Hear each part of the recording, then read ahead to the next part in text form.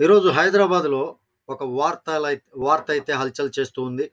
'Pushpa 2' release సందర్భంగా ఆహ్, ఆ థియేటర్ ఏదైతే ఉందో హైదరాబాద్ సంధ్యా థియేటర్‌లో, ఆ థియేటర్ వద్ద జరిగినటువంటి తొక్కిసలాటలో రేవతి అనే మహిళ చనిపోయింది గదా!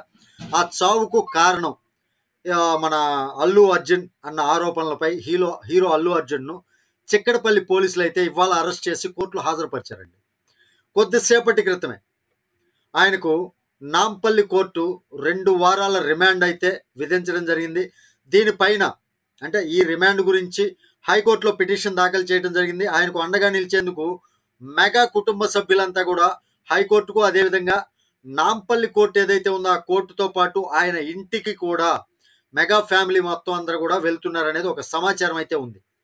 అయితే ఈ కోర్టు ఏదైతే రిమాండ్ విధించిందో దానికి అల్లు అర్జున్‌ను చిక్కడపల్లి పోలీసులు ఉదయం జూబ్లీ హిల్స్‌లోని ఇంట్లో అదుపులోకి తీసుకున్న తర్వాత, ఆయనతో పాటు పోలీస్ స్టేషన్‌కు వచ్చేందుకు తండ్రి అయితే అల్లు అరవింద్ బయలుదేరటం జరిగింది. అయితే అల్లు అర్జున్ ఏం చేశాడంటే తండ్రిని రావద్దని వారించి, ఏదైనా సరే తాను చూసుకుంటానని ఆ మాట చెప్పి పోలీసులతో వెళ్ళిపోవడం జరిగింది.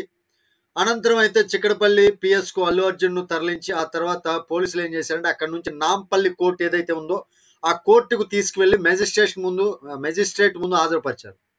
అయితే ఇదంతా జరుగుతుండగానే అల్లు అర్జున్ ఇంటికి మెగా హీరోలు అయితే క్యూ కట్టడం జరిగింది. ముందుగా మెగాస్టార్ చిరంజీవి, ఆయన భార్య సురేఖ అల్లు అర్జున్ ఇంటికి వెళ్లారు. అనంతరం చిరంజీవి సోదరుడు నాగబాబు కూడా అల్లు అర్జున్ ఇంటికి వచ్చారు. ఇప్పుడు మరో సోదరుడు AP deputy CM Pawan Kalyan కూడా హైదరాబాద్ నుంచి ఆ ఎయిర్‌పోర్ట్ ఏదైతే ఉందో విజయవాడలో గన్నవరంలో, ఆ ఎయిర్‌పోర్ట్ నుంచి ప్రత్యేక విమానంలో హైదరాబాద్‌కు వెళ్ళే అవకాశం ఉంది. ఆ తర్వాత అల్లు అర్జున్ ఇంటికి వెళ్లి కుటుంబ సభ్యుల్ని పరామర్శించే అవకాశం ఉందని అందరూ అంటూనే ఉన్నారు.